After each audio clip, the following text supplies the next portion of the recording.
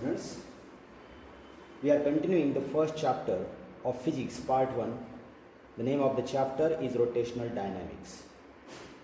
The topic for today's discussion is expression for torque in terms of Mi. First of all, we should know what is meant by torque. So let us clear this point and then we will start on the topic. A torque is a physical quantity which can produce a purely rotational motion in a body. So this is a body which is rotating, suppose, in a particular direction. It means that there must be some torque acting on that object. So torque is a vector quantity because it possesses some particular direction. You can also say that torque, which is denoted by tau, its expression is given by tau equals to I alpha, where I is the moment of inertia and alpha is angular acceleration. This tau, means torque, is analogous to force, which is given by mass into acceleration. This torque is analogous with the force in translational motion.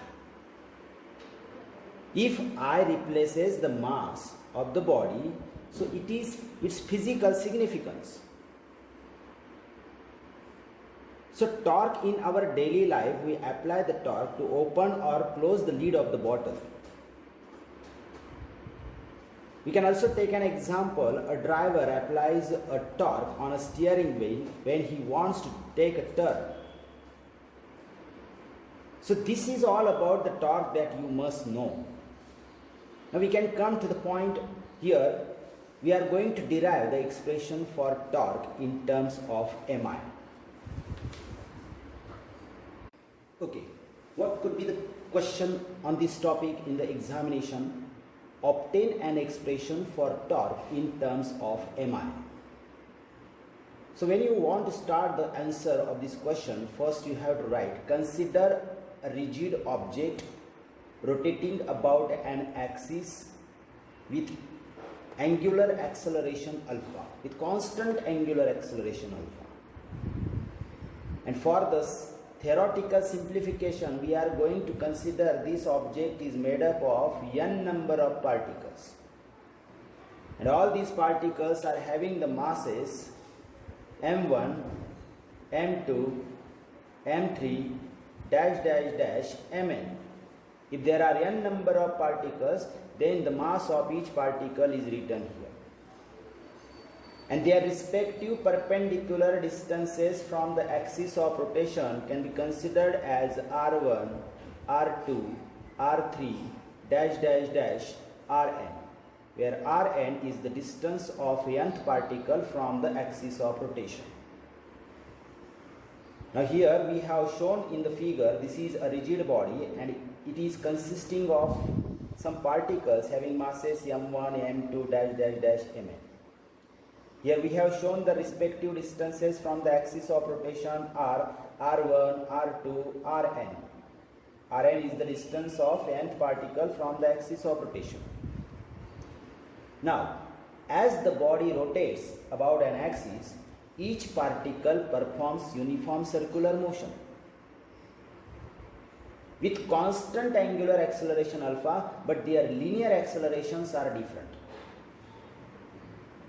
I repeat again, when the body performs rotational motion, then every particle of the body performs uniform circular motion with constant angular acceleration alpha, but the linear accelerations of all the particles are different. And that we are going to write with the relation. We have studied the relation between the linear acceleration and angular acceleration. That is A equals to R alpha, where A is the linear acceleration, R is the distance between the axis of rotation and the particle, or it is also called as position vector, and alpha is the angular acceleration. With the help of this relation, we can write the angular acceleration and linear acceleration relation for the first particle is A1 is equal to R1 into alpha, where alpha is constant for each and every particle. So there is no suffix for alpha. For the second particle, we can write A2 is equal to R2 alpha. This is the linear acceleration of the second particle, and in this way, for the nth particle, linear acceleration AN is equal to Rn into alpha. See, angular acceleration is constant for all the particles. Now, force experienced by the first particle. Here we have shown the forces acting on each particle if the body is rotating in anti-clockwise direction. See the direction of the forces acting on each and every particle. So the force acting on first particle is given by F1 is equal to M1 into A1, which is called as a force equation. Force is equal to mass into acceleration, and this is the force acting on the first particle when the body rotates. If we put the value of A1 from here, we get F1 is equal to M1 into R1 into alpha. This is the force acting on the first particle. Now all the forces have their distances from the axis of rotation, and these forces are tangential. When a particle performs circular motion, the force acting on the first particle is tangential to that circle. Respectively, we can say that F2, F3, Fn, all these forces are tangential to particular circles consisting of the particular particles. So we can say that this is a force acting on the first particle, and it is tangential, and its distance from the axis of rotation is R1. So the torque acting on the first particle is given by τ1 is equal to F1 into R1. This is called as moment of force, and another name for it is called torque.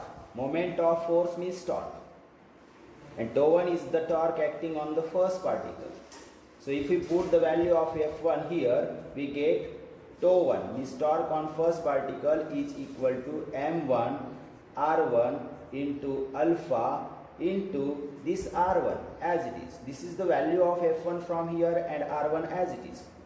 So R1 into R1 is R1 square, and therefore the torque acting on first particle is τ1 is equal to M1 R1 square into alpha. Respectively, we can write the torques for other particles.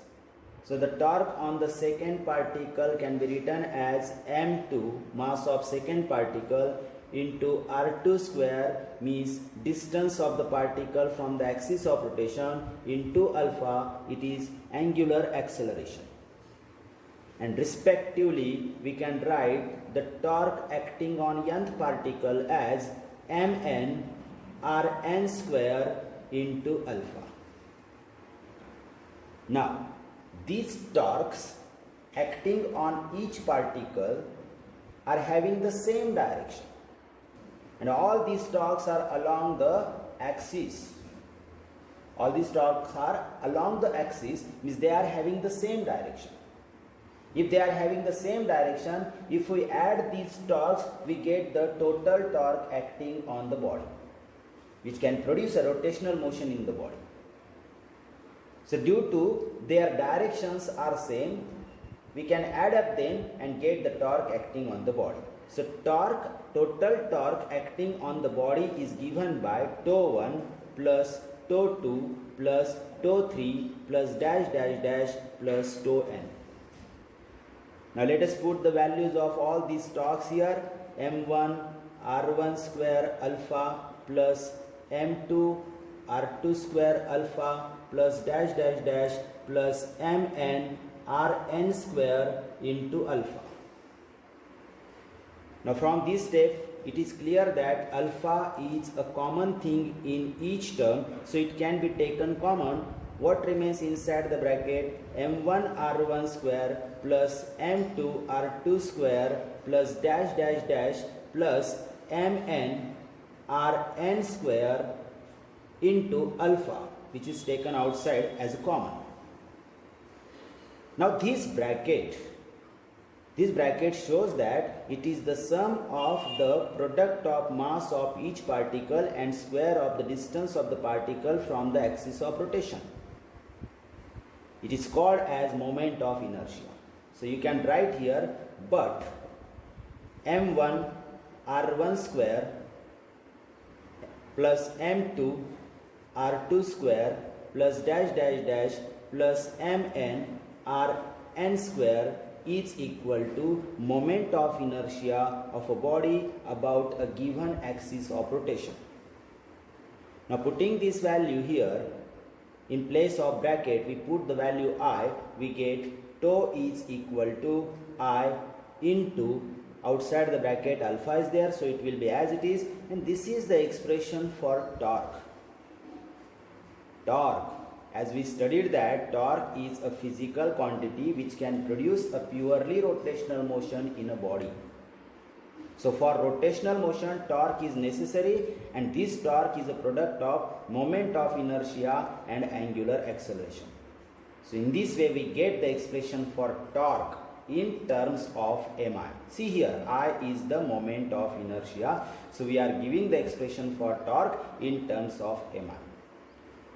So it is very easy question. You have to perform this question just by drawing a diagram of a rigid body, show the perpendicular axis, then the body consists of n number of particles, show the masses of the different particles, their respective distances from the axis of rotation, force acting on each and every particle, and consider the body is made up of n number of particles, their masses, their respective distances.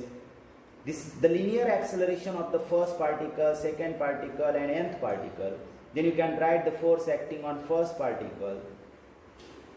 After that, substituting the value of A1 here, you get the force acting on first particle. With the help of force, you can write the torque acting on the particle, first particle. Again, by substituting the value of F1, you get the torque acting on the first particle here.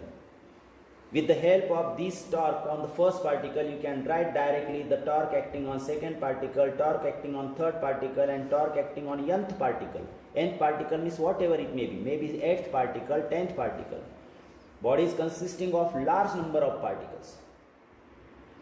And all these torques are having the same direction, means along the axis. You can add up them and get the total value of the torque acting on the whole body. So by summing up all these torques and by substituting the values, you get this step in which you get a bracket, means for mi, moment of inertia. And by substituting that value, you get the expression for torque.